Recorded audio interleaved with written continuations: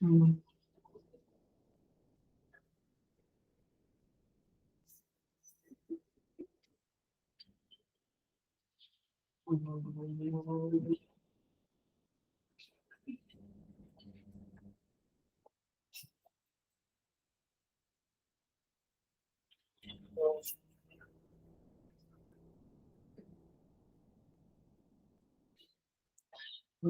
सहना भवतु सहनौ भुनक्तु सह वीर्यं करवावहै तेजस्विनावधीतमस्तु मा विद्विषावहै। ओम शांति शांति शांति। समस्त जन कल्याणे निरतं करुणामयं नमामि चिन्मयं देव सद्गुरु ब्रह्म विद्वान्। Hari Om. I welcome you all with great love and great respect in this Bhagavad Gita discourses.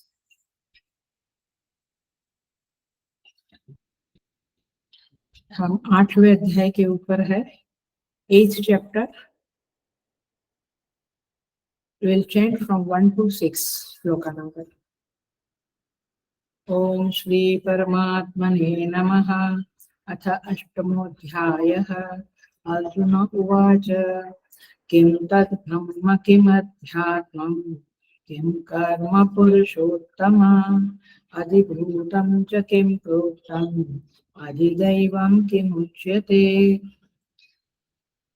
अधियज्ञः कथं प्रोक्त देहेऽस्मिन् मधुसूदन प्रयाणकाले च कथं ज्ञेयोऽसि नियतात्मभिः। श्रीभगवानुवाच अक्षरं ब्रह्म परमं स्वभावोऽध्यात्ममुच्यते भूतभावोद्भवकरः विसर्गः कर्मसंज्ञितः अधिभूतं क्षरो भावः पुरुषश्चाधिदैवतम् अधियज्ञोऽहमेवात्र देहे देहभृतां वर अन्तकाले च मामेव स्मरन् मुक्त्वा कलेवरं यः प्रयाति समद्भावं याति नास्त्यत्र संशयः। यं यं वापि स्मरन् भावं त्यजत्यन्ते कलेवर तं तमेवैति कौन्तेय सदा तद्भावधारितः।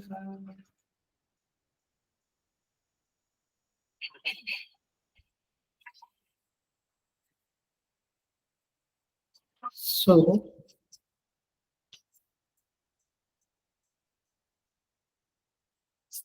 अर्जुन ने भगवान को 8 प्रश्न पूछे।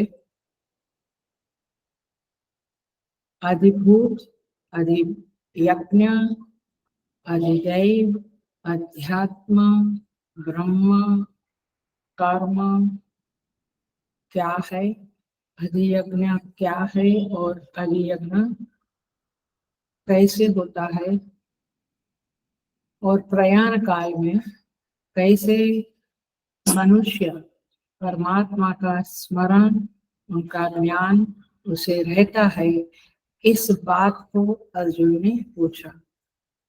सो भगवान उसके उत्तर देते हैं। सारे के सारे उत्तर प्रभु ने दे दिए, एक एक अक्षर में दे दिए। अब भगवान 5वें और 6ठे अध्याय में प्रयाण काल के बारे में जो प्रश्न था अर्जुन का, उसके संदर्भ में उत्तर दे रहे हैं। प्रयाण काल में कैसे आपका ज्ञान बना रहता है, इसके बारे में अर्जुन का प्रश्न था। तो देखिए, भगवान कहते हैं अंत काले च माम एव स्मरण मुक्त्वा कलेवरम। अंत काल में मेरा स्मरण करते हुए, कलेवर माने शरीर को, मुक्त्वा शरीर को छोड़ देता है जो व्यक्ति, जो साधक, यह माने जो साधक प्रयाति स मद्भाव, वो मेरे भाव को ही प्राप्त करता है, माने मुझे ही प्राप्त करता है। न अस्ति अत्र संशयः, इस बात में कोई संशय रखना नहीं है। आई बात ख्याल में? मेरा स्मरण किया तो मुझे ही प्राप्त करता है। तो हमें प्रभु अंत काल की साइंस को समझा रहे हैं, विज्ञान को समझा रहे हैं कि क्या करना है। यदि परमेश्वर को प्राप्त करना है तो उसका स्मरण करें। यदि अगले जन्म में भी BMW को प्राप्त करना है तो उसका, जिसका भी स्मरण, जिसको भी आपकी इच्छा है अगले जन्म में मिले, धन का स्मरण करते हैं तो धन मिलेगा। जहां पर भी आप स्मरण करेंगे जिसका भी, वो मिलेगा। ये विज्ञान भगवान बताते हैं। और छठे श्लोक में यम यम वापी स्मरण भाव, जिस जिसका भी, भाव माने वस्तु, पदार्थ, व्यक्ति, जो भी, जिस जिसका भी आप स्मरण करेंगे, यज्ञत्यंते कलेवरम, जब अंत में शरीर छोड़ते हैं तभी, तम तम एव एति कौन्तेय, तम तम एव एति माने उसी उसी को ही, एव माने ही, एति माने प्राप्त करता है, वहां जाता है। ये कौन्तेय सदा तद्भाव भावितः, सदा माने हमेशा उसने उस बात का ही चिंतन किया है जिंदगी में, तो वह उसी को प्राप्त होगा अगले जन्म में। ये भगवान का वचन है और इसे हमने पिछले क्लास में देखा भी था। लेकिन इसके और थोड़ा डिटेल में जाके हम इसका विज्ञान देखते हैं, इसका गणित देखते हैं कि क्या है ये। मुझे ऐसा प्रश्न किया गया कि हम चालाकी से जिंदगी भर हमने XYZ का स्मरण किया है, लेकिन अंत में हम इसका स्मरण कर लेंगे तो वो पाएंगे, माय डियर, अंत में वो याद ही नहीं आएगा। समझ में आता है? जिसका स्मरण जिंदगी भर किया है उसी की याद आएगी आपको अंत में, ये बात याद रखें। सो आइए हम देखते हैं इसी 2 श्लोकों को, जिसका स्मरण करते हैं उसको पाते हैं, बस सिंपल। इन 2 श्लोकों का जो मर्म है अथवा जो उसके पीछे का एनालिसिस है, आज उसे हम देखेंगे। बहुत ही कहूंगी कि बहुत ही आपके दिल को छू लेने वाला है आज का ये क्लास, क्योंकि सच्चाई जो बिटर है, जो कड़वी है, जो बहुत हम गले से लगाना नहीं चाहते हैं, ऐसे सत्य का आज उद्घाटन होगा। अथवा कई लोग उसे जानते भी है बट ज्यादा सोचते नहीं है, तो आज हम उसके बारे में सोचेंगे। किसके बारे में? अंत काल में किसका स्मरण होगा आपको। तो आप अभी चाहे कुछ भी सोचो कि मैं तो विष्णु का, नारायण का स्मरण करूंगा, शिव जी का स्मरण करूंगा, ऐसे नहीं होगा, ऐसे नहीं होगा। आप इसके पीछे के विज्ञान को जानो और आज हम जो एनालिसिस करते हैं उसे समझो, तब जाके आपकी जो इच्छा है कि हम भगवान का स्मरण करें वो पूरा होगा। नहीं तो आप जान लो कम से कम कि क्या होने वाला है अंत घड़ी में, किसका स्मरण आपको होने वाला है, ये अभी आप समझ सकेंगे हाइपोथेटिकली। सो अर्जुन के अंतिम प्रश्न का उत्तर विस्तार से प्रभु देते हैं 5 से लेकर 22 तक। पिछले क्लास का मोटी मोटी बातें याद रखो। 5 से लेकर 22 नंबर के श्लोक तक भगवान क्या आंसर देने वाले हैं। प्रयाण काल के समय में गति का हेतु क्या है, अगले जन्म की गति का हेतु क्या है। तो भगवान कहते हैं प्रयाण काल में जब प्राण वियोग का समय है, तब मेरा स्मरण करोगे तो मुझे प्राप्त होगे, अथवा जिसका जिसका स्मरण करोगे उसे उसे प्राप्त होगे। क्लियर ये बात? अब हम देखते हैं स्मरण। एक ही प्रश्न छोटा सा देती हूँ बट पूरा क्लास उसी प्रश्न के उत्तर में है। क्या बोला मैंने? एक हेतु मैंने रीजन देती हूँ कि अंत काल में स्मृति का हेतु क्या है। स्मृति का हेतु माने किस कारण से किसकी स्मृति होगी, रीजन क्या है, what is the reason behind something coming in our mind at the end. तो स्मृति का हेतु क्या है अंत काल में, इसका प्रश्न के उत्तर में आज का क्लास है। भगवान कहते हैं माम एव स्मरण, बहुत इंपॉर्टेंट क्लास है। आप इसको बहुत ध्यान देकर और अच्छी तरह से समझना, नहीं तो रिकॉर्डिंग भी सुनना, ताकि ये बातें आपके चित्त में दृढ़ हो जाए। माम एव स्मरण, जब जीव का प्रारब्ध पूरा होता है और शरीर छोड़ता है, उस समय मैं यदि उसकी स्मृति में बसा हुआ हूं, तो फिर प्राण छूटने के बाद वह मेरे तत्व को प्राप्त करेगा। एव शब्द, माम एव स्मरण, ये एव शब्द, एव माने ही, मुझे ही प्राप्त करेगा। ये एव शब्द बहुत महत्व का है। अर्थात जिस जीव की उपासना बहुत प्रगाढ़ है, ज्ञान भी है, उसके चित्त का, मेरे एक एक शब्द को ध्यान से सुनो, क्योंकि आपके लिए ही, माने हम लोग के लिए ही ये बहुत इंपॉर्टेंट बातें हैं। उसके चित्त का, उस साधक के चित्त का जो रमणीय स्थान है, ये शब्द समझ आए है आपके उसमें, सब उसमें रमणीय माने बहुत प्यारा, बहुत अच्छा लगने वाला, बहुत सुख देने वाला, वही हम रमण करते हैं ना। बच्चे लोग खिलौने में रमण करते हैं। यावत बाल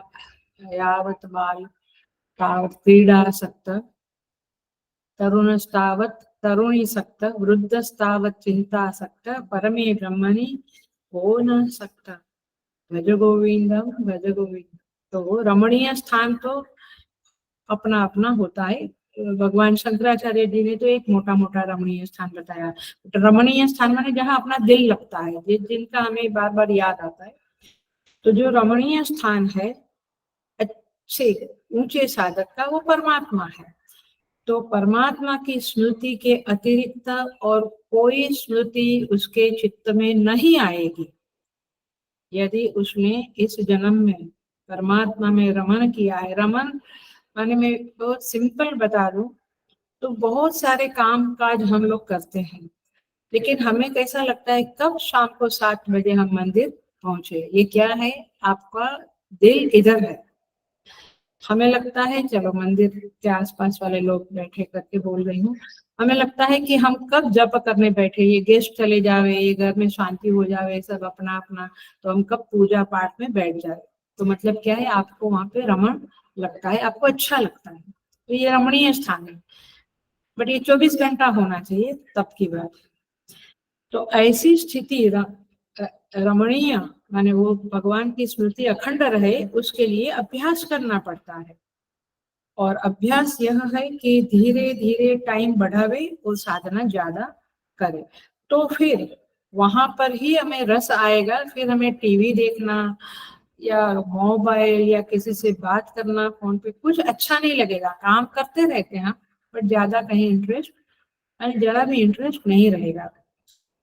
जो करना पड़ता है कर्तव्य से वो करेंगे, बट इंटरेस्ट माने रस नहीं रहेगा। रमणीय स्थान वे नहीं रहेंगे, केवल परमात्मा रहेंगे। तो एक तो ये होना है। स्मृति का हेतु बता रही हूँ, भूलना नहीं। मैं पूरा लेक्चर स्मृति का हेतु है। भगवान की स्मृति कैसे आएगी और क्यों नहीं आएगी, ये समझ लेना। तो एक है भगवान में रमण हो, उसी के नाम में पूजा में रस हो, उन्हीं के मेडिटेशन में ध्यान में रस हो, ये पहली शर्त है भगवान की स्मृति आने की। और दूसरी शर्त है विवेक और विचार के द्वारा जगत के प्रति वैराग्य सिद्ध होवे। विचार और विवेक के द्वारा जगत के प्रति वैराग्य सिद्ध होवे। ओ, आप तो हर तरह से बंधन में डाल देते हो, यस, लेकिन आप जरा समझे, जगत के प्रति वैराग्य माना आइसक्रीम खाने का मना नहीं है, गर्मी आया है उसका मना नहीं है, कभी थोड़ा सा देख लिया कुछ टीवी, उसका मना नहीं है, पर आपका मन उधर लगा रहना है। That's the point. थोड़ी सी वासना है तो थोड़ा कुछ हो जा रहा है, लेकिन मूलतः बात यह है, मनुष्य का मन माने जगत क्या है, जगत के प्रति वैराग्य माने क्या है, एकदम अच्छी तरह से समझ लो, शायद मैंने पहले कभी नहीं बताया। जगत के प्रति अभिप्राय, जगत के प्रति वैराग्य माने जगत क्या आपकी दृष्टि में? जगत वह जिसे आप जिन चीजों को आप माने साधक मम बनाना चाहता है, मेरा बनाना चाहता है। बहुत बड़ा वाक्य है, बड़ा गंभीर वाक्य है। हमारी जिंदगी मेरा बनावे और मेरा बना के रखे उस व्यक्ति को, उस साधन को, उस घर को, उस गाड़ी को, उस व्यक्ति को, उसी में जाता है ना जिंदगी। कितना बड़ा वाक्य है। तो जगत माने क्या, जिसे आप मम बना के रखना चाहता है। यदि आप मम, मम माने मेरा बनाने की इच्छा नहीं है तो थोड़ा कुछ एंजॉय कर लिया तो कोई फर्क नहीं पड़ता है, किंतु मम बनाना चाहते हैं या तो मम बना के रखना चाहते हैं, बनाना चाहते हैं किसी को मेरा, या इसलिए तो ये कार्ड भी देते हैं ना, बड़ा इरिटेशन होता है मुझे तो डे वन से। माने जिंदगी में कभी भी ये कार्ड देते हैं, एक्सचेंज करते हैं, क्या माने कितने लोगों को हम अपना अपना संबंधी बनाना चाहते हैं। anyway, तो साधारणतः मनुष्य का मन उसी की ओर खींचता है जिसको आप मम बनाना चाहते हैं। नहीं तो नहीं खींचता है ना, कितनी चीजें देखते हैं हम, लेकिन जिसे मैं मेरा बनाना चाहती हूँ उसकी ओर माइंड रमन करेगा, कब बनाऊं, और एक बार वो मेरा बन गया फिर उसको टिका के कैसे रखूं, आया ना, भाग ना जावे या छूट ना जावे। यही जिंदगी है। कितना बड़ा सत्य है जिंदगी का, समझ में आता है। तो विवेक से, धर्माचरण से और भगवान की भक्ति से जगत की उन चीजों के प्रति वितृष्णा सिद्ध हो जावे, वैराग्य सिद्ध हो जावे, ये स्मृति का पहला हेतु। दूसरा हेतु, उसका अर्थ ये नहीं कि आप उसे नफरत करने लगे, जगत से नफरत करने की बात नहीं है, लेकिन जगत के प्रति ममत्व का काट देना। जगत की चीजों के प्रति, कोई कोई चीजों के प्रति ममत्व हो जाता है, उस ममत्व को काटने की बात है। किधर भी ममत्व ना हो, एंजॉय बट ममत्व न हो। अर्थात बहुत स्पष्ट रूप से उनके प्रति असमाधान की बुद्धि होनी चाहिए। असमाधान माने, असमाधान माने उससे मुझे कोई खास समाधान नहीं मिलता है, ठीक है साथ में है तो, बट आई नो मुझे कोई उससे बहुत समाधान नहीं। मेरा समाधान कहाँ है? भगवान। आया ख्याल में? तो ये है दूसरी से, एक है भगवान में रमन करे मन, उसमें रस आवे, एंड उसके साथ साथ दूसरा नहीं बोलेंगे, साइमल्टेनियस ही है, और जगत के प्रति वितृष्णा हुए, जगत के प्रति वैराग्य हुए। जब तक ये नहीं होगा उधर रस नहीं लगेगा। जगत में ही रस है तो भगवान में, और एव शब्द नहीं घटेगा, भगवान में ही रस नहीं घटेगा। और इसीलिए नानक देव जी का, गुरु नानक जी का एक बहुत बड़ा जबरदस्त वाक्य है, जो जबरदस्त है। जगत कहते हैं, जगत में देखी झूठी प्रीत, जगत में देखी झूठी प्रीत, हम कहते हैं ना बड़ा प्यारा है, बड़ा प्यारा है। जगत में देखी झूठी प्रीत, अपने ही सुख से सब लागे, अपने अपने सुख से ही सब लागे। प्रीत के पीछे क्या है? अपना अपना सुख है। अपने ही सुख से सब लागे, क्या दारा क्या मीत, जगत में देखी झूठी प्रीत, अपने ही सुख से सब लागे, क्या दारा क्या मीत, दारा माने पत्नी, मीत माने प्रिय, क्या दारा क्या मीत। इसमें जो शब्द है ध्यान रखने जैसा वो है देखी। ये देखी माने जगत में देख लिया हमने, ये झूठी प्रीत को देख लिया। दिखता है बड़ा प्रेम करते हैं बट ये सब झूठा है, क्योंकि आगे आती हूँ एनालिसिस पे। आपको बहुत अच्छा लगना चाहिए आज का क्लास, क्योंकि बहुत बड़ी सच्चाई जिंदगी की, जीवन की यहाँ बताई गई है, जिसको हम ज्यादा सोचते भी नहीं और ढक देते हैं, हम कवर कर डालते हैं। अभी I don't want to think about that much. क्यों? क्योंकि आपका सुख चला जाएगा, आपने वहां सुख रखा है ना। अब देखो, सिद्धांत शुरू करती हूँ मैं। मूल बात क्या है? स्मृति का हेतु क्या है?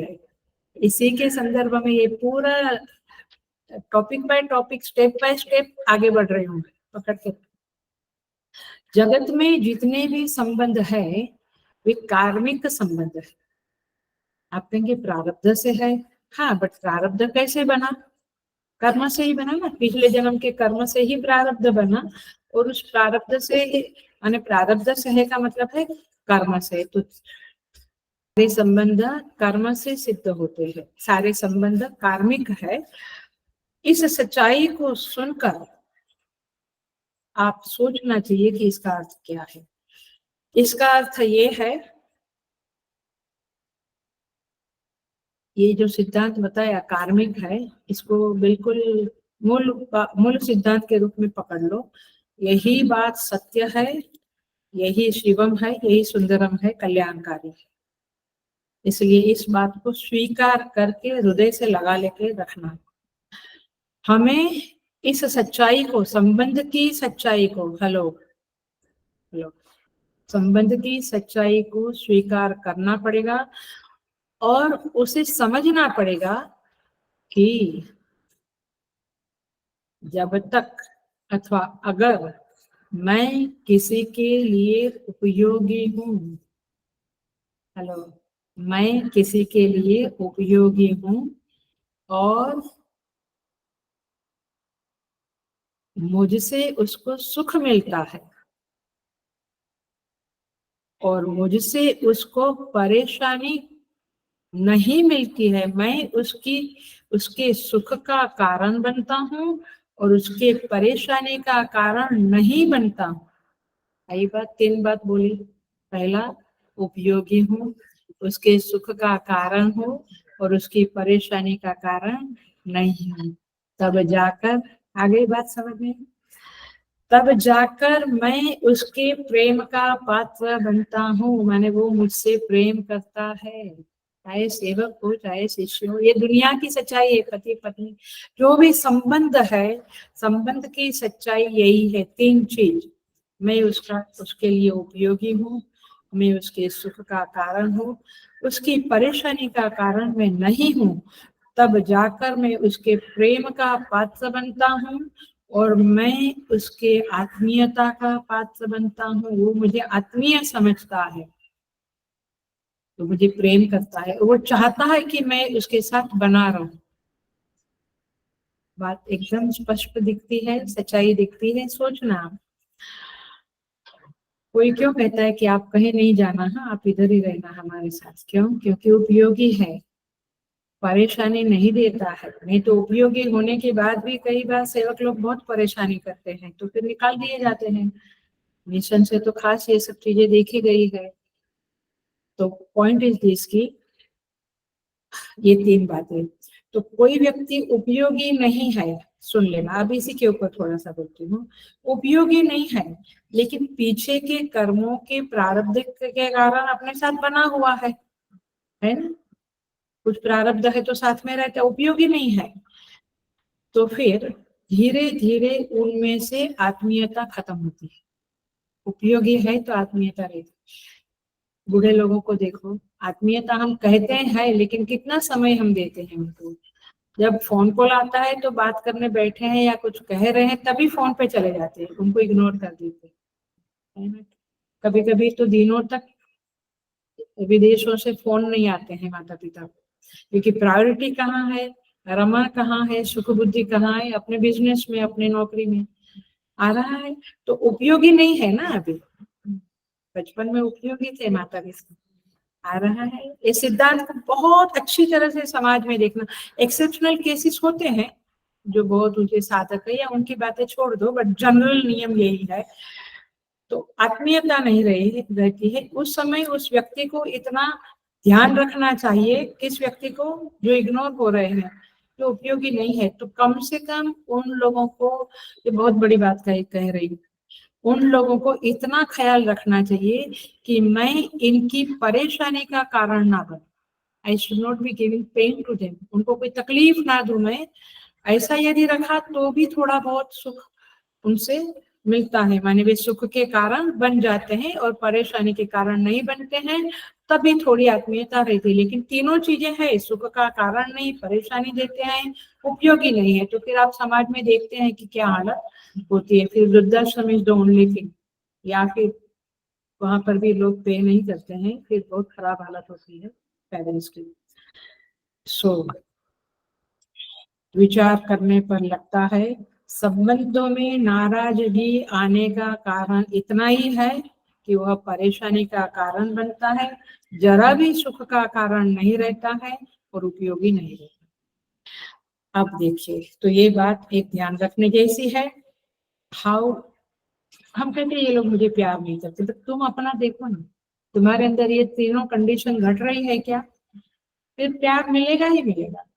तो संबंधों में प्रगाढ़ता तभी बनती है जब ये तीन रीजन हमारे जीवन में सिद्ध होते हैं, माने किसी के सुख का कारण बने, उसका उपयोगी बने, और उसको परेशानी देने का कारण हम ना बने। तो प्रगाढ़ता, अब ये शब्द में ये सेकंड स्टेप में बोल रही हूँ इस एनालिसिस का। पहला तो ये तीन है रीजन। अब प्रगाढ़ संबंध कैसे बने? हाँ, चल रही है गाड़ी हमारी, चलती है ना, बहुत सारे कपल्स में गाड़ी चलती है, प्रगाढ़ संबंध नहीं होते हैं। क्यों? प्रगाढ़ संबंध तो ये तीन शर्तों के द्वारा ही बनेगा, जब आप उनके उपयोगी है, उनके सुख का अत्यंत कारण है, उनको जरा भी परेशानी नहीं देते हैं।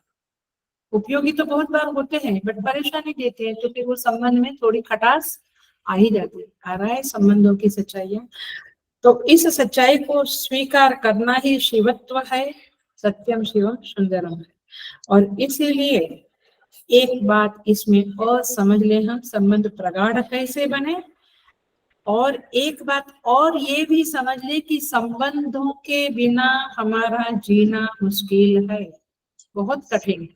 बिना किसी के साथ संबंध हुए वेरी डिफिकल्ट। तो संबंधों के बिना जीवन कठिन है, संबंधों की आवश्यकता तो रहती ही है। जो लोग बिना संबंधों, ना फ्रेंड है, ना पेरेंट से कोई ज्यादा लेन देन है, ना ऑफिस में किसी से दोस्ती है, ऐसे लोग साइकोलॉजिकल केस बन जाते हैं, बाद में डिप्रेशन में चले जाते हैं, सुइसाइड करने तक जाते हैं, क्योंकि उनको कहीं कहीं ऐसी रिलेशनशिप नहीं है जहाँ पे वे सर रख सके अपना। जैसे हम गुरु के चरणों में सर रख के बैठे हैं तो हम निश्चिंत है। छोटा बच्चा माता पिता के आश्रय में रहता है, वो निश्चिंत है। लेकिन आप ना ऑफिस में किसी कोई फ्रेंड सर्कल है, ना ऐसे कोई कजिन वगैरह है, या माता पिता पे ज्यादा भरोसा नहीं करते, भगवान तो बहुत दूर की बात है। समझ में आता है? तो संबंध के बिना जीने वाले लोगों की हालत बहुत बुरी है। और इसीलिए हम कहते हैं ना, मिक्सअप। अभी आप उदासीन है, माने आप ईश्वर में रमण करते हैं और लोगों से मिक्सअप नहीं होते हैं, क्या बोलते हैं, मिलते नहीं जुलते नहीं, तो अलग बात है। बट संसार में मटेरियलिस्टिक वर्ल्ड में रहना है और फिर आप मिले जुले नहीं, वेरी डिफिकल्ट, क्योंकि जीना असंभव जैसा हो जाता है। और इसीलिए संबंधों की जीवन में बहुत आवश्यकता है। बट वो संबंध कई बार कहते टिकते नहीं है, अथवा बनते नहीं है। क्यों? आपको आपके अंदर सेक्रीफाइस की भावना नहीं, किसी को सुख दे, किसी का उपयोगी बने, किसी को तकलीफ ना दे, इसका मतलब है हम एडजस्ट कर लें। तकलीफ नहीं देना माने एडजस्ट कर लें। ये कोई क्वालिटीज आपके पास नहीं है, तो फिर हताशा ही जीवन में एक बनी रहती है। सो संबंध प्राकृतिक नहीं होते हैं। आप कहेंगे माता पिता प्राकृतिक नहीं है, वो भी आपके कुछ कर्म थे पिछले जन्म के, जिससे प्रारब्ध बना और फिर आप उनके साथ जुड़ गए। तो ये समझना चाहिए। इसीलिए संबंध बनाना और टिकाना ये हमारी जिम्मेवारी बनती है।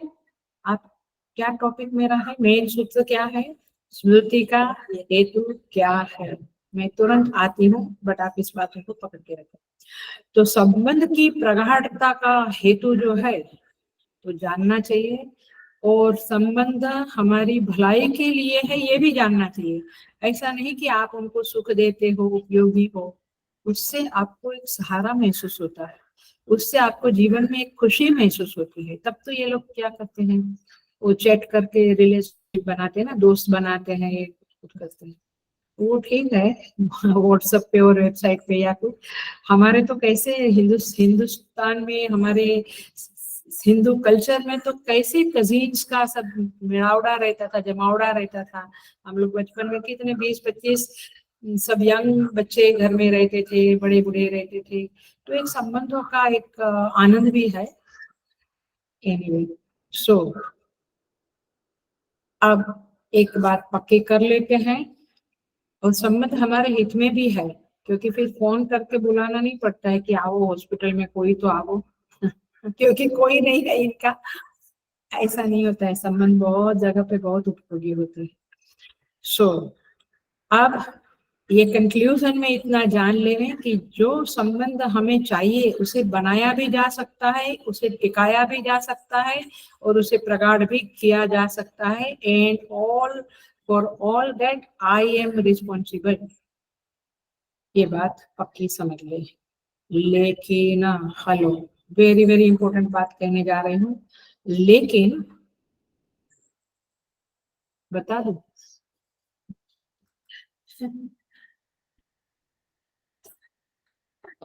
लेकिन उन संबंधों की वास्तविकता जानने के कारण, हेलो, ये जीने के लिए तो ये सब करना पड़ेगा, संबंध बनाने पड़ेंगे, उपयोगी होना पड़ेगा, एक्सेट्रा। लेकिन उस संबंधों की जो वास्तविकता है वो जानने के बाद व्यक्ति भीतर से उससे असंग भी हो जाता है। होते हुए देखा है। अब ठीक है, निभा लो, बट अंदर से आसक्ति, संग नहीं रहता। होता है ऐसा, खास करके बच्चे जब शादी कर लेते हैं तो माँ लोगों का ज्यादा करके ऐसा थोड़ा थोड़ा होता है। तो संबंधों की सच्चाई भी हम जान लेते हैं, काफी लोग जान लेते हैं, काफी लोग अंधेरे में ही, पर्दे में ही रहना चाहते हैं, तो they continue the life as usual. तो असंगता हो जाती है, लेकिन ऐसा नहीं है कि वो तोड़ देता है। वो संबंध से जो लाभ मिलता है उसको लेता है, किसी को उपयोगी बनता है, ये सब नाटक चल रहा है। अंदर से वो असंग हो जाता है, और संबंध को बनाए रखने के लिए जो भी करना पड़ता है, आत्मीयता के लिए जो भी करना पड़ता है, उनको परेशानी नहीं देना, सुख का कारण बने, ये सब करता है आदमी, लेकिन अंदर से असंग होने लगता है, क्योंकि वो सच्चाई को जान गया कि जब तक मैं उपयोगी हूँ, जब तक, until I am useful to that person, until I am not giving trouble to that person, until I am giving happiness to that person, मेरा रिलेशनशिप रहेगा, उसके बाद खत्म हो जाएगा। और दूसरा भी जब आपसे वो व्यवहार नहीं करेगा तो आपका खत्म हो जाएगा। तो इसीलिए ये संबंध टूटने का भी एक विज्ञान है, संबंध बनाए रखने का भी विज्ञान है। आप इसे समझे, और अंदर से असंग हो जाते ही हैं लोग, चाहे वो उसको समझे या ना समझे, बट उसमें द्वेष नहीं करना है, बट सच्चाई को जान के शांत रहना है। तो संबंधों के प्रति ये स्वस्थ दृष्टि जब विकसित हो जाती है, पक्की हो जाती है, you have a conviction about the relationship and it's reasons, यानी उसके हेतु जब समझ में आ जाते हैं, तो फिर हेलो, फिर वे संबंधी आपकी स्मृति में नहीं रहते, आप उनको बार बार याद नहीं करते। समझ में आता है? जिसको आप बचपन में बहुत कंटिन्यूस याद रखते थे, सारे कामों को छोड़ के चित्त में वही रहता था बच्चा का, वो फिर थोड़ा बड़ा होने के बाद, अब जब वो दूर चला गया अथवा शादी करके आपके प्रति उसका कोई उपयोगिता नहीं रहा, वो आपको सुख का कारण नहीं रहा, और वो अननेसेसरी आपको वियोग का दुख दे रहा है, आपका उसके प्रति कोई स्मृति वाला मामला नहीं देगा। आप उसको बार बार याद नहीं करेंगे, महीनों बाद फोन आता है, ठीक है ले लिया, बनाए रखा, लेकिन अंदर से आप असंग हो गए। इसका मतलब ही है कि उस संबंधी के चित्त में आने का कोई विशेष कारण नहीं रह जाता है। किसे बोलो, बोलो किसे? उस संबंधी का चित्त में स्मृति के रूप में आने के लिए अब कोई कारण बचा नहीं है। सारे कारणों की सच्चाई, खोखलापन आपने देख लिया है। तो फिर इस बिंदु के आधार पर यह श्लोक समझा जाना चाहिए। तो इसलिए भगवान कहते हैं माम एव स्मरण। आप समझना चाहिए कि सच्चा संबंधी तो मेरा प्रभु ही है और आश्रय भी वही है। तो ये जब समझ में आएगा, लेकिन ये कब समझ में आएगा? उपयोगिता, सुख का कारण और परेशानी का कारण न बनना। ये 3 सिद्धांतों को जीवन में आप लिख लेना, उसको बहुत चिंतन करना, आपको ये बात की सच्चाई समझ में आएगी। और तब जाकर तब जाकर परमात्मा का स्मरण आपकी गहराई में चलने लगेगा और तब जाकर अंतकाल में केवल परमात्मा ही याद आएगा। यदि आपने संबंधों की सच्चाई को नहीं समझा है, आप बार बार मार खाते हैं, यही शब्द बोल के माने दिल के ऊपर चोटें खाते हैं और फिर भी संबंध की सच्चाई को, खोखलापन को समझना नहीं चाहते हैं, तो फिर अंतकाल में वही लोग आएंगे जिन्होंने आपको बहुत बहुत मार दिया है माने आपके दिल को बहुत बार आहत किया है, हर्ट किया है, वही लोग आएंगे। लेकिन सच्चाई समझ लेने के बाद, इसलिए विचार ज्ञान मार्ग बहुत इंपॉर्टेंट है। विचार is a very highest thing in our life. तब जाके आपको माम एव स्मरण मुक्त्वा कलेवरम, ये श्लोक आपके जीवन में घटेगा। इसलिए चालाकियां छोड़ दो कि जीवन में हमने कुछ कुछ याद किया है तो अंतकाल में वो 2-4 दिन पहले, 2-4 महीने पता चला कि अब जाने का समय आया है, तो हम फिर भगवान को याद कर लेंगे, नहीं आएगा, क्योंकि आपने समझा ही नहीं है। आपने सच्चाई को समझने की, चिंतन करने की कोशिश ही नहीं की है जिंदगी में, तो कैसे होगा? क्लासिक एग्जाम्पल देती हूँ जो आपको बहुत छू लेगा। भीष्म पितामह, पता है ना?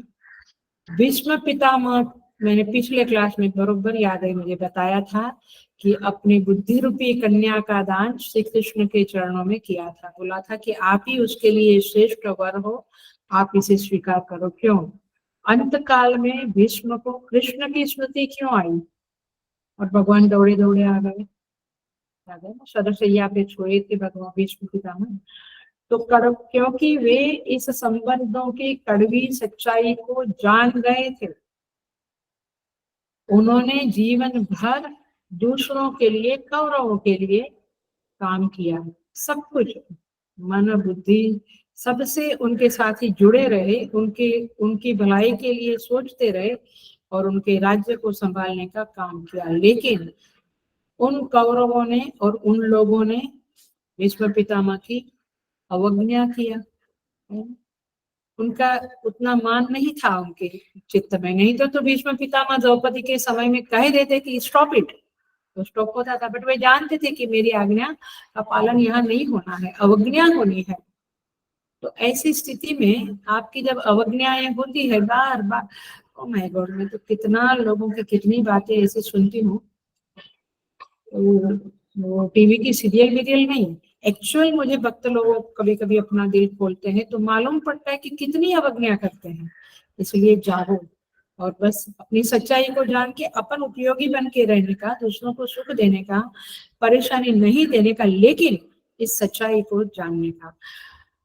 तो भीष्म पितामह ने कर्तव्य अच्छी तरह से निभाए, लेकिन ये प्लाइट देखो, माने क्या बोलेंगे, ये दीनता देखो, ये लाचारी देखो कि जिनको वे प्यार करते थे, सम्मान, जो उनका सम्मान करते थे, उन पांडवों के विरुद्ध पक्ष में उनको लड़ना पड़ा। कितना करुणा में स्थिति है। लेकिन उन कौरवों के प्रति जो उन्होंने उपकार किया था, उसके बदले में उनको अपमान ही मिला। तो संबंधों की ऐसी दुर्गति और संबंधों का ऐसा खोखलापन देखने के बाद भी यदि आपको परमात्मा की स्मृति से जुड़ना नहीं जमता है, तो आपके जितना, क्या बोलेंगे, दुर्दैव, भाग्यहीन कौन हो सकता। इसलिए ये चीज विचार करके आएगी कि छोड़ो, हमें अपने भगवान का नाम स्मरण करना ही जीवन का लक्ष्य करें, ताकि एंड में उसकी पूर्ति आए। नहीं, हम तो गले से लगा के रखेंगे। लगा के रखो, बाहर से सब करो, अंदर से जानो कि क्या सच्चाई है। तो इसीलिए उन्हें भीष्म पितामह को अंत काल में किसी और की स्मृति आई ही नहीं, क्योंकि वो समझ लिया था। तो वे लोग उनके चित्त से निकल गए थे, चित्त से उतार दिए गए थे और भगवान का स्मरण हुआ, भगवान प्रकट हुए। इसीलिए उपनिषदों में भी इस बात को कहीं कहीं हिट कर लेते हैं, हिंट दे देते हैं। मुंडक उपनिषद में प्रथम अध्याय में ही कहा है, परीक्ष्य लोकान कर्मचितान ब्राह्मणाः निर्वेदम आयात नास्ति अकृतेन कृतः, नास्ति अकृतः कृतेन। परीक्ष्य लोकान, इस लोक जो है कर्मचितान, ये कर्म के आधार पे चलने वाला लोक है, राइट। द होल लोक कर्म के आधार पे चल रहा है। तो कर्मचितान लोकान को देखकर ब्राह्मणाः, जो विद्वान लोग हैं, वे लोग निर्वेदम आयात, निर्वेदम माने वैराग्य, वैराग्य माने द्वेष नहीं, हाँ, वैराग्य माने राग का विरोधी विराग, उसका भाववाचक नाम है वैराग्य। तो वैराग्य को प्राप्त किए हुए हैं और कहते हैं तद विज्ञानार्थम स गुरुमेवाभिगच्छेत् सनित्पाणि श्रोत्रियम ब्रह्मनिष्ठम। जो श्रोत्रिय गुरु है, ब्रह्मनिष्ठ गुरु है, उनके पास ऐसे ब्राह्मण, ऐसे विद्वान लोग चले जाते हैं जिनको जगत से वैराग्य बुद्धि हुई है, वे ज्ञान प्राप्त करने को चले जाते हैं। तात्पर्य ये है, आप ऐसा नहीं सोचना ऐसा तो थोड़ा हो सकता है। दोनों, हम तो दोनों करते हैं, जगत को भी चाहते हैं, उनको क्यों हम हेट करें। मैं हेट करने की बात ही नहीं कहती, आचार्य लोग हेट करने को नहीं कहते, उनको बहुत प्यार करो, लेकिन अंदर से समझो ये सच्चाई क्या है। और इसीलिए जगत के प्रति वैराग्य भाव को डेवलप करो।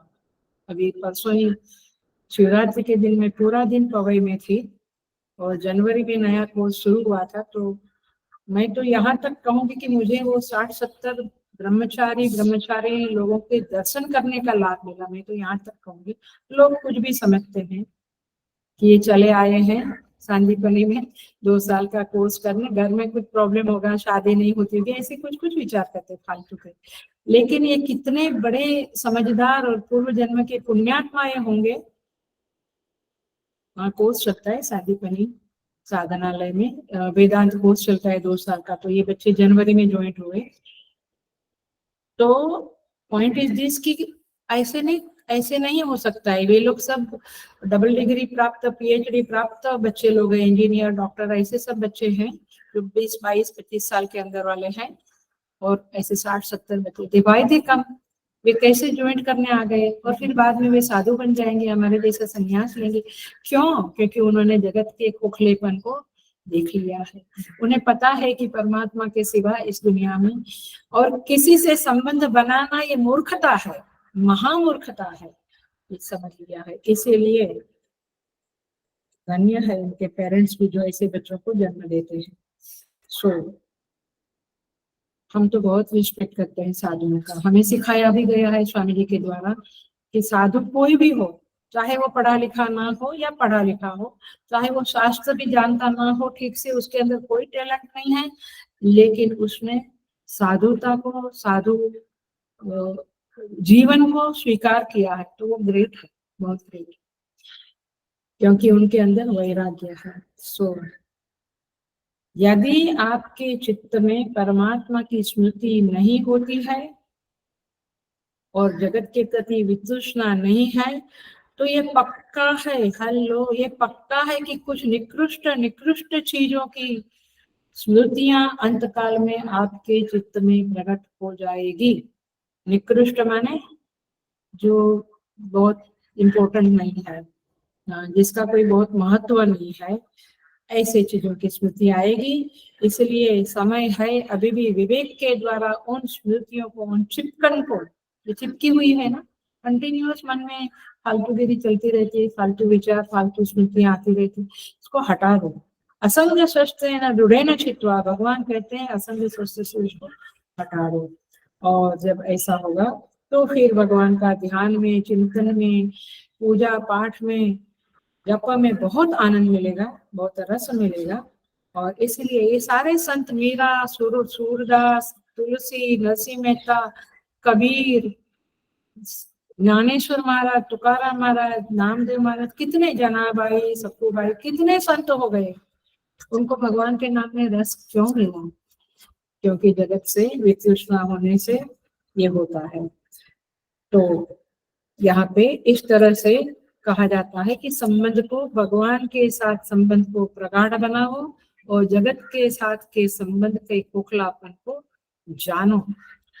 और इसीलिए ये पक्का है कि साधु वही है, फिर से समझ लो, साधु वही है जिनकी वाणी में परमेश्वर है।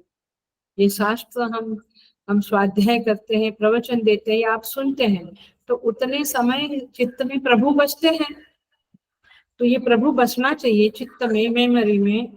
तो साधु लोगों का चर्चा का विषय भी वही होता है। मुझे लगता है आप लोगों का, आप लोग माने आप लोग नहीं, बट जगत के लोगों का चर्चा का विषय क्या रहता है? कौन सी मूवी चलती है, कौन सी होटल में क्या मिलता है बढ़िया, मॉल में आजकल क्या by one get one free है, कपड़े के बारे में, या फिर इसका उसका निंदा स्तुति के बारे में ही बातें चलती हैं।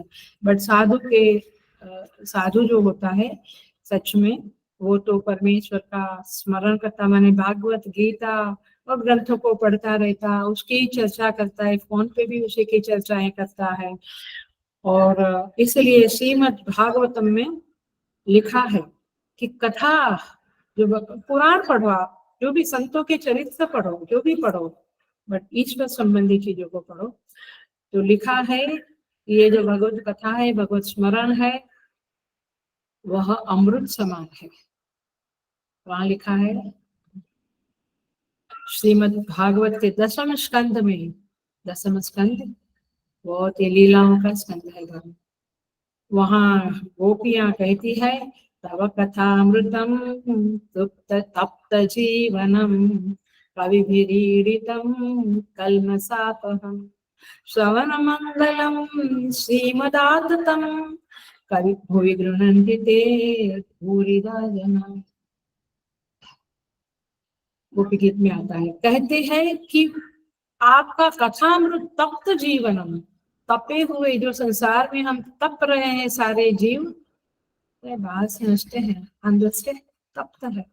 तप्त जीवन को आपकी कथा अमृत के समान है, संजीवनी देने वाली है। कवि भी रीडितम कल्मषापहम, कवियों ने, माने संत कवियों ने उसका बहुत प्रशंसा किया है। और ये कल्मश को, कल्मश माने पाप, मलिनता जो अंदर है, उसको दूर करने वाले हैं। श्रवण मंगलम श्रीमदाततम, उसका श्रवण करने से हमारा मंगल होता है, जीवन में श्री विस्तार को प्राप्त करती है। भूवि गृह्णन्ति ते भूरिराजन, और इस पृथ्वी के ऊपर ये लोग बार बार उन भगवान के गुणगान गाते रहते हैं। ऐसा नहीं कि साल में एक बार भागवत कथा, या पहले ज्ञान यज्ञ होते थे गुरुदेव के और गुरुजी के और सब स्वामी होते, तो ज्ञान यज्ञ अटेंड करते हैं तो बोलते हैं हम चिन्मय मिशन में हम स्वाध्याय करते हैं, हमको सब कुछ मालूम है। और एक बार, ये तो बड़ा मजेदार है, मैं बार बार बोलती हूँ, आपको बोर होता होगा, लेकिन एक बार छठा अध्याय सुन लिया कहीं 25 साल पहले ज्ञान यज्ञ में, अभी हमने छठा अध्याय सुना है, हम छठा अध्याय नहीं, भगवान, हम प्रवचन करने वाले भी सोचते हैं कि अरे लास्ट टाइम तो ये बातें क्लिक नहीं हुई थी, अब की बार क्लिक हुई। बार बार स्वाध्याय करना चाहिए, रोज रोज स्वाध्याय करना चाहिए। तो इसीलिए श्रीमद् भागवत में ये भीष्म पितामह, युधिष्ठिर, अर्जुन, द्रौपदी, कुंती, उत्तरा, ये बड़े बड़े भक्तों की बातें आती है। ये प्रथम स्कंद में ही है, भक्ति का उद्रेक करने वाला, भक्ति का संचार करने वाली ये भक्तों के सारे चरित्र आते हैं, पढ़ना चाहिए, कथा सुननी चाहिए। सो ऐसे लोग के जीवन में अंतकाले मामेव स्मरण होता है, अन्यथा नहीं होता। सो आगे कहते हैं, यम यम वापी स्मरण भावम त्यजत्यन्ते कलेवरम। अब थोड़ा सा हम मामेव से हटके यम यम वापी पे आते हैं। जिसका आप स्मरण करो उसको आप पाओगे। यम यम वापी स्मरण भावम, भावम शब्द का अभिप्राय भगवान भाष्यकार ने भाष्य में लिखा है, गीता के भाष्य में, देवता विशेषम माने भाव माने वस्तु व्यक्ति, भाव माने भावना ही नहीं, भाव माने संस्कृत में समथिंग, कोई थिंग, कोई वस्तु। तो देवता विशेषम लिखा है भाष्यकार ने, माने जिस देवता विशेष की, चाहे आप परमेश्वर के ना करो, आप किसी की भी करो, माने आप जिनमें परमेश्वर भाव ना रखकर आप देवता का भाव रखते हैं, चाहे इंद्र, वरुण, गणेश, दुर्गा, जो भी है, माने आप देवता का भाव रखते हैं तो देवता विशेष का पूजन करते हैं, उनकी उपासना जप करते हैं, तो भगवान कहते हैं आप उनको प्राप्त करोगे। जिनको जिनको जिस देवता के रूप फॉर्म को आपने भेजा है उसी फॉर्म को आप प्राप्त करेंगे। अर्थात की स्मृति आपकी अंत काल में उस अपने इष्ट देवता की जिसका आपने स्मरण जप किया है उनकी हो जाएगी, दैट इज गारंटेड। तो क्योंकि देखिए अब उसका थोड़ा सा एक हल्का सा शॉपिंग करती हूँ, एनालिसिस करती हूँ। क्योंकि आप किसी इष्ट देवता का स्मरण करते हैं तो आपकी आश्रय बुद्धि कहाँ है, कहाँ है, उसी इष्ट देव में है ना, तब जाके आप उनका पूजा करते, उनकी मूर्ति रखते, उनका स्मरण करते, जप करते, तो आश्रय बुद्धि वही है।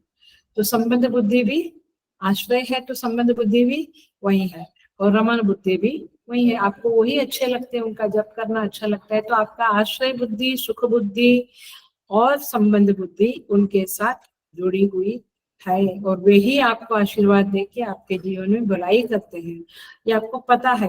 और इसीलिए उस देवता विशेष का स्मरण उस साधक को अंत काल में होता ही होता है, प्रोवाइडेड आपने उस देवता के साथ संबंध को प्रगाढ़ किया है। इसका अर्थ क्या हुआ, जो शास्त्र में जो धर्माचरण करना है, जो भक्ति करनी है, जो कहा है वो आपने किया है। 11 माला से कुछ नहीं होगा, तो 1-2 घंटा पूजा किया तो भी कुछ नहीं होगा। आगे आगे के श्लोकों में टिल 22 श्लोक तक आपको बहुत सारा भक्ति का रहस्य इसमें जानने को मिलेगा। और इसलिए जो लोग बुधवार के क्लास में नहीं आ सकते हैं कुछ हेल्पलेसनेस की वजह से, कुछ कारणों से, वे लोग अवश्य रिकॉर्डिंग तो सुनिएगा ही सुनिएगा, क्योंकि आपकी लिंक बनी रहेगी, दैट्स द पॉइंट। और हो सके तो कुछ आगे पीछे करके आने की कोशिश भी करें। सो अंत काल में कई लोगों को भगवान का स्मरण तो बहुत दूर की बात है, केवल निकृष्ट चीजों का स्मरण भी होता है, या कभी कभी घर के लोगों का स्मरण। अब ये बार बार बोलना नहीं चाहिए, लेकिन एक तो एग्जाम्पल देते हैं। जैसे वो बूढ़ा जा रहा है तो कहता है कि सुरेश, तो सुरेश बोलता है मैं यहीं खड़ा हूँ पापा, दादाजी, पिताजी। महेश, यस मैं यही हूँ। सुरेश, महेश, रमेश, मैं यही हूँ। तुम तीनों इधर हो तो दुकान कौन देखेगा, माने उसका अंत और करके वो मर जाता है, उसका जीव निकल जाता है। तो उसका चित्त कहाँ गया, जीव कहाँ गया, दुकान में, बिजनेस में आया। तात्पर्य ये है, कहता है कि अरे तुम तीनों इधर हो, ये गेहूं की बोरी में से गेहूं खा रही है गाय, उसको हटाओ।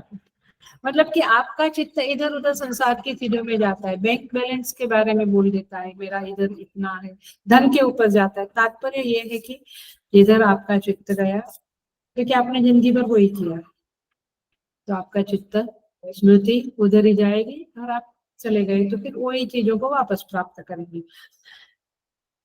एग्जाम्पल है श्रीमद् भागवतम में और ग्रंथों में, अजामिल फेमस है ना नाम उसका। उसने अंत समय में अपने छोटे पुत्र नारायण को याद किया, बच्चों की नारायण शब्द बोला। उस बच्चे के साथ उसका क्या था, आश्रय बोध नहीं था, बच्चे का तो खुद आश्रय था, बट सुख बुद्धि थी, उससे उसको बहुत, बच्चों से बहुत सुख मिलता है आपको, माने खास करके अपना बच्चा है तो बहुत सुख का कारण बन जाता है, तो रमन का कारण बन जाता है। तो सुख बुद्धि थी, संबंध बुद्धि थी, और इस तरह से सुख का आश्रय था वो। तो स्मृति का विज्ञान तो बिल्कुल सुनिश्चित है कि जहाँ आपकी सुख बुद्धि है, संबंध बुद्धि है, आश्रय बुद्धि है, वहीं पर आपकी स्मृति जाएगी और आपको उसका याद आएगा। धन की चिंता करते हुए प्राण जाएगा तो फिर धन से ममत्व के कारण अगले जन्म में भी बचपन से कई बच्चे नहीं, पर 2-4 बच्चे को मैंने, हम लोग कैंप लेते हैं या बच्चे आते हैं तो पूछती हूँ मैं, आपको आगे चल के क्या बनना है? 7, 8, 9, 10 साल के होते हैं, बहुत छोटे को तो नहीं पूछ सकते। तो मुझे लगता है कोई वही डॉक्टर बोलता है, इंजीनियर, पायलट, दिस दैट। कोई बोलता है कि मुझे कुछ भी बनना है, कोई बनना का कोई मुझे आग्रह नहीं है, I don't insist on anything, but मुझे धनवान बनना है, मुझे पैसे ही चाहिए। तो क्यों ऐसा है? क्योंकि वो पिछले जन्म में मरते मरते समझ में आता है। तो जन्मों जन्म से ये वासनाएं चली आती है और उसके आधार पे आपका इस जन्म का शेप होता है और वही संस्कार आपके उदित होते हैं। तो इस तरह से जड़ भरत का भी देखो, वो मृग के साथ, हिरण के साथ, पता है ना, उसके अंदर आश्रय बुद्धि नहीं थी लेकिन सुख बुद्धि थी। वो उसे बहुत सुख देता था, उसको आनंद आता था उसके साथ, और संबंध बुद्धि भी थी कि ये मेरे आश्रय में रहता है। तो चाहे वो योगक्षेम का आश्रय नहीं था लेकिन आनंद का आश्रय था। और इसीलिए ये क्लासिक एग्जाम्पल है शास्त्रों में कि वह बाद में हिरण का रूप लेके मैंने बना। सो अंतिम निर्णय कर लेते हैं हम, क्लास पूरा होने को भी आ रहा है। तो अंतिम निर्णय यही है कि जो हमारे आनंद का आश्रय बनता है, हेलो, जो हमारे आनंद का आश्रय बनता है, चाहे पुत्र हो, चाहे कुत्ता हो, बिल्ली हो, आपके घरों में आप पालते हैं आजकल, चाहे जो भी हो, पति पत्नी, जो भी, देवता, भगवान, जिस जहां पर भी आपकी आश्रय बुद्धि है और सुख बुद्धि है, नहीं तो डॉग को क्यों पालेगा? सुबह उठ के देखती हूँ मैं हमारे गार्डन में भी, माने आपको आना पड़ता है रात को 2 बजे, 3 बजे ऑफिस से आए हैं, फिर भी सुबह को डॉग को लेके करना पड़ता है, सब कुछ पेट को लेके करना पड़ता है। क्यों करेंगे? क्योंकि सुख बुद्धि, वहां पे आपको सुख मिलता है। तो सुख बुद्धि जहाँ है उसकी स्मृति आपको अंतिम काल में मिलेगी, ये पक्का, क्या बोलते हैं, सोने के पत्रे पे लिख लो, अथवा ये विज्ञान को सुनिश्चित कर लो मन में। और इसीलिए हमारे घरों में देवघर हुआ करते थे, जहां पर हम लोग टाइम मिला तो बैठा करते थे। मुझे तो याद है कि बाहर मेहमान लोग आए तो मैं जाके मेरे अंदर के रूम में जहाँ देव पूजा थी वहीं जाके बैठ जाती थी, क्योंकि मुझे इधर उधर की बातों में कभी बचपन से भी कोई इंटरेस्ट नहीं था। So the point is this कि आपका आश्रय बुद्धि, आपका सुख बुद्धि कहाँ है, वही जीवन भर आप करेंगे और वही अंतकाल में आपको याद रहेगा। सो यहाँ पे कहते हैं, तो तम तम एव एति, आप उसी को प्राप्त करोगे, उसी को, जैसे मृग को, हिरण को प्राप्त किया, ऐसे अकेले रहते हैं और एक पेट रखते हैं, तो फिर क्या है, संबंध वहीं पे बना रहा है, उसी को प्राप्त करोगे। ये भगवान का वचन है, ये स्मृति का विज्ञान है, और ये सिद्धांतों को हमने नहीं बनाया है, यूनिवर्सल सिद्धांत है, परमात्मा के कानून है, जिसको आप, हम, कोई भी जरा भी उसको हिला नहीं सकते। सो अब मैं एक थोड़ा सा साइड के ऊपर आती हूँ, जो चिंतन की बात है। मैंने आपको, आपके मन में प्रश्न आ गए, उसके पहले मैं प्रश्न खड़ा करती हूँ और जवाब देती हूँ। आप कहेंगे कि मेरे जीवन में कोई एक की स्मृति कंटिन्यूअस नहीं है, मेरी स्मृतियां बिखरी पड़ी है, इधर भी याद आती है, उधर भी अच्छा लगता है, उधर भी आश्रय बुद्धि, उधर भी सुख बुद्धि। तो मेरे चित्त में तो चीजें बिखरी हुई पड़ी है, तो फिर मेरी गति का निश्चय कैसे होगा? तो मेरी स्मृति का हेतु क्या होगा? तो स्वाभाविक है, अथवा शास्त्र कहता है कि आपकी गति का हेतु आपके कर्म होंगे, स्मृति नहीं, क्योंकि स्मृति तो बिखरी पड़ी है। तो कर्म आपकी गति का हेतु होगा। देखिए, क्योंकि कर्म बहुत प्रभावी होते हैं जीवन में। तो गीता जी में जिस साधक की बात हो रही है, उसकी गति में जो मूल हेतु स्मृति है, लेकिन अन्य ग्रंथों में अन्य बातें भी कही है। तो आपके कर्म आपकी स्मृति के हेतु बनेंगे। आपका प्रारब्ध हाँ, प्रारब्ध भी आपकी गति का हेतु बनेगा, क्योंकि प्रारब्ध क्या है आखिर में सोचिए जरा सा। प्रारब्ध वही है, हेलो, जो आपने पिछले जन्मों में किए हुए कर्मों से बना है। आया, इस जन्म में जो प्रारब्ध लेके आए हैं वो तो पिछले जन्मों के कर्मों के कारण है, तो फिर से प्रारब्ध के साथ कर्म आ ही गया। देखना, तो आप कह सकते हैं प्रारब्ध भी गति का हेतु बनता है, क्योंकि प्रारब्ध ही कर्मानुसार फल देने के लिए आपको पर्टिकुलर योनि में ढकेल देता है। आपके कर्म है, उससे प्रारब्ध बना, उस प्रारब्ध के अनुसार किसी कर्म, किसी योनि में आप चले गए, कुत्ता, बिल्ली, टाइगर, लायन, कबूतर, कौवा, इंसान, जो भी है, ये स्मृति हेतु है, फिर प्रारब्ध कर्म भी हेतु है। और आगे बढ़ते हैं, इस टॉपिक को पूरा ही करेंगे। और किसके आधार पे आपको गति मिलती है, अंतकाल के बाद आप कहाँ जाएंगे, ये किस पे आधार रखता है? तो मुंडक उपनिषद कहता है, कामान्य कामयते मन्यमानाः स कामभिः जायते तत्स तत्स। कहते हैं कामान्य कामयते, आपने जिस जिस की कामना की है, आप इस जन्म में तो टीवी स्टार ही बने, बट आपने कामना किया कि थी बड़े पर्दे पे मैं स्टार बनूं। आप अभी एक सिंपल क्रिकेटर, चलो आप टीम में भी खेलने गए बट आप इंचार्ज नहीं बने, तो आपको क्या कामना है? इंचार्ज। या आप अपने गांव शहर में खेलते हैं तो आपको लगता है मैं नेशनल लेवल पे खेलूं, इंटरनेशनल लेवल पे खेलूं, ये कामनाएं पड़ी है। मिनिस्टर बनने की कामनाएं होती है, अभी इलेक्शन आ रहा है तो आपको कवि बनने की, माने पोएट, आपको सिंगर बनने की, आपको तबला वादक बनने की, आपको एक्टिंग की, कुछ भी कामनाएं हो सकती है। डॉक्टर, इंजीनियर तो कॉमन है ही। तो जो कामना आपके चित्त में पड़ी है, जो फुलफिल नहीं हुई है अथवा फुलफिल हुई है, तो उसमें आगे बढ़ना है। तो वो कामना के अनुसार तत्व तत्व स काम भी ही जायते, उधर उधर वो कामना के कारण चला जाता है। तात्पर्य ये है, कामना माने इच्छा, इच्छा माने इच्छा कैसे, इच्छा का भी बहुत बड़ा साइंस है, अभी नहीं बोलेंगे, बट इच्छा भी किस आधार पे होती है, किस आधार पे होती है? जहां मेरी, सुन लो, जहां मेरी महत्व बुद्धि है उसकी इच्छा होती है। आपको क्यों सेवा की इच्छा होती है? आप क्यों गार्डन में अम्मा लोग गप्पे मारने बैठते हैं तो नहीं बैठते हैं?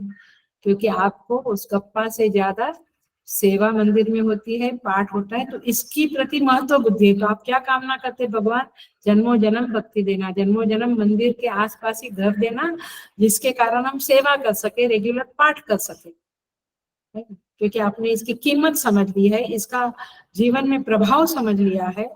तो कामना, तो जिस कामना, कामना वही उत्पन्न होती, इच्छा वही उत्पन्न होती जिसके प्रति आपकी महत्व बुद्धि बन गई है, आदर भाव बन गया। यू रिस्पेक्ट दिस दिस सेवा और दिस पाठ, है ना, आप उसको आदर करते हैं, तो उसके प्रति आपकी बुद्धि, महत्व बुद्धि बनी है, तब जाके वो कामना बनती है। कन्विक्शन बना है, नहीं मैं पॉलिटिशियन बनकर देश की सेवा करूंगा, ये कन्विक्शन है, तो फिर आप उसको बोलेंगे कामना। मैं संत बनकर समाज की सेवा करूंगी, तो आपका ये कन्विक्शन है, तो ये कामना है। मैं गुरुकुल खोलूंगा, आजकल तो गुरुकुल के लिए गवर्नमेंट ने भी कुछ सहाय की है, बहुत लंबी लंबी बातें हैं, बट अच्छी अच्छी बातें कान में आ जाती है कहीं कहीं से। तो गुरुकुल खोलने का भी कितने लोगों का, मेरे मेरे मेरे मेरे आश्रम में कोई रहते थे, वे अभी गांव में जाकर गुरुकुल खोलने को जा रहे हैं, एक कपल है, 2 बच्चे हैं उनको।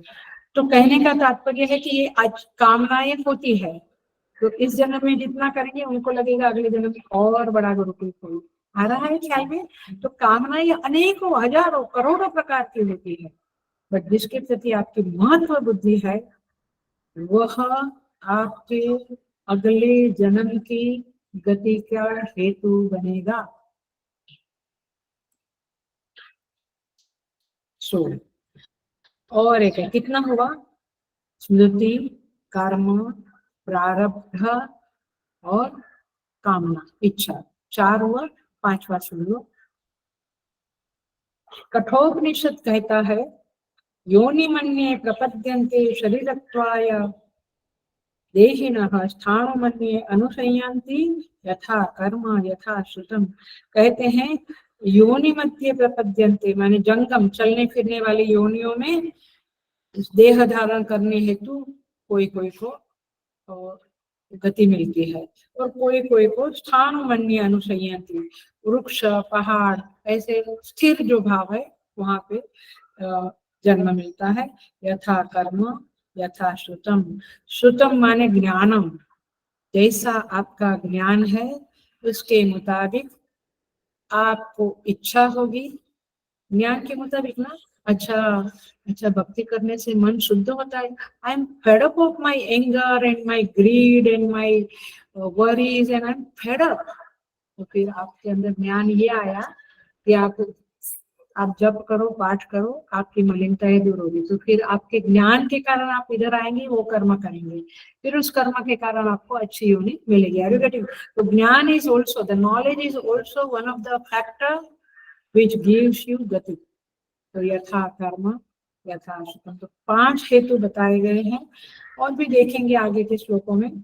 तो इस तरह से यहाँ पे आपका कर्म, आपकी स्मृति, जैसा कर्म होता है वैसे स्मृति होती है। तो इनमें आपस में विरोध कहीं पर भी, ये 5 में विरोध नहीं है, दे आर ऑल टुगेदर। परंतु इनके बलाबल के आधार पर, बल अबल माने कोई ज्यादा बलवान है, कामना ज्यादा बलवान है, स्मृति कम है, तो कामना के आधार पे जाएगा। तो इस बलाबल के आधार पे अगले जीवन की गति का निर्णय होता है। और जो भी सबसे प्रबल है, हल्लो ये बात को ध्यान से सुनो, ये कामना, ये मान्यताएं, ये ज्ञान, स्मृति, प्रारब्ध, कर्म, ये इसमें जो भी प्रबल है, स्ट्रॉन्ग है, वही गति का हेतु बनता है।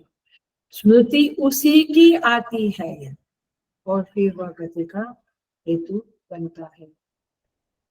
तीव्र कामना है जिस चीज की, वह भी स्मृति का हेतु बनेगा, कर्म भी, ज्ञान भी, सब कुछ। तो इसीलिए श्रीमद् भगवत गीता में अगले चैप्टर में आएगा, शुचीनाम श्रीमताम गेहे योग भ्रष्टो भी जायते। सॉरी, ये 6ठे चैप्टर का श्लोक है, अगले चैप्टर में नहीं, 6th चैप्टर में। शुचीनाम श्रीमताम गेहे योग भ्रष्टो भी जायते अथवा योगिनामेव कुले भवति धीमताम। या तो श्रीमंत घर में आपका जन्म होगा, पवित्र श्रीमंत घर में जन्म होगा, या तो फिर योगी के कुल में, जो वैराग्यवान है, ऐसे योगी के कुल में बुद्धिमान लोग जन्म लेते हैं। तो ये सारा कुछ स्मृति के और कामना के, ज्ञान के आधार पे होता रहता है। तो इस चैप्टर में, इस 8वें अध्याय में तो परमेश्वर ने गति का हेतु, गति के निर्धारण में स्मृति को ही सबसे प्रधान साधन कहा है। और इस तरह से भगवान कहते हैं, या तो मद्भावम याति, माने मुझे भजन किया तो मेरे भाव को प्राप्त करोगे, यम यम वाक्य किया तो उस भाव को प्राप्त करेंगे। किसे? सदा तद्भाव भावितः, हमेशा आपने जिस भाव की भावना की है, भाव की माने जिस वस्तु की, जिस चीज की, जिस इंटेंशन की, जो भी आपने सदा चिंतन किया है, उसी को आप एंड में याद करेंगे। तो भावना का प्रवाह यदि उपास्य देव की तरफ है तो उपास्य देव स्मृति में आएगा, और अन्य चीजें हैं तो वो अन्य चीजें चित्त में आएगी। तो इस तरह से मृत्यु के बाद उसी देवता के भाव को या उसी चीज को प्राप्त करेगा, और वह इस तरह से अगले जीवन में अगली गति को प्राप्त करेगा। अब एक प्रश्न करके छोड़ देती हूँ। 6वें श्लोक में भगवान ने जिस सिद्धांत का प्रतिपादन किया, सदा तद्भाव भावितः, ये 6ठा श्लोक है, मैंने यम यम वापी स्मरण भावन वाला श्लोक, जिसका प्रतिपादन किया, उसी का अगले श्लोक में वो भूमिका बनती है, उसी का विस्तार अगले श्लोक में करेंगे, 7 श्लोक में। और भगवान कहते हैं, यहाँ पे एक प्रश्न उठता है, तो भगवान तो कहेंगे आगे 7वें 8वें 9वें चलेगा हमारा क्लास, लेकिन एक प्रश्न है जो आपके मन में अवश्य आएगा। वो प्रश्न रखती हूँ, साधक ने जीवन भर जो कुछ किया है, गैम्बलिंग भी किया है, कोई खेलते रहते, बड़े इंसान होने के बाद भी मैं सुनती हूँ कोई अम्मा लोगों से कि उनके हस्बैंड नौकरी नहीं करते, बैडमिंटन नहीं खेला करते, या क्या बोलते हैं वो, क्लब हाउस में जाके, क्लब में जाकर खेलते रहते हैं, मतलब कि या पीना खाना ऐसा ही। तो जैसे जीवन बिताया है, क्या उसका प्रभाव अंतिम काल में पड़ेगा? पड़ेगा, अवश्य पड़ेगा। लेकिन जीवन भर जो किया वो पारंपरिक साधन बनेगा, माने ऐसी बहुत चीजें होगी, लेकिन और फिर आपको जो अंतिम क्षण में जो याद आया उसी के मुताबिक गति बनेगी, बट अंतिम क्षण में मोस्टली उसी का जो सार सर्वस्व है वो चित्त में आ जाएगा। तो अंतिम भावना के मुताबिक ही साक्षात साधन तो क्या है? अंतिम भावना। बाकी जो कुछ किया वो पारंपरिक साधन बोला जाएगा। अनेक विचार, अनेक कर्म, अनेक शब्द स्पर्श रूप रसगंध का आपने सहारा लिया, लेकिन अंतिम भावना जो है उसी के मुताबिक आपका जीवन होगा, आपकी अगली गति होगी। एग्जाम्पल देके पूरा करती हूँ। ये ब्रह्मचारी कोर्स जो अभी शुरू हुआ जनवरी में, सांदीपनी साधनालय पवई में, जहाँ मैं गई थी, जहाँ मेरा भी कोर्स वहीं हुआ था सालों पहले। तो ये लोग आ गए इधर, ब्रह्मचारी नहीं लोग, तो ऐसे ही आ गए। उन्होंने बचपन से कितना कुछ सोचा होगा, समझा होगा। हम जब बात करते हैं उन लोगों से, अभी तो नए नए थे, लेकिन हम दूसरी बार तीसरी बार जाएंगे तो बातें करने लगेंगे, तो पूछते हैं तो कहेंगे बचपन से मुझे सेवा का ये था, सेवा करने का मन था, बचपन से मुझे ऐसा था कि हमारे सनातन धर्म के शास्त्रों को पढ़ो।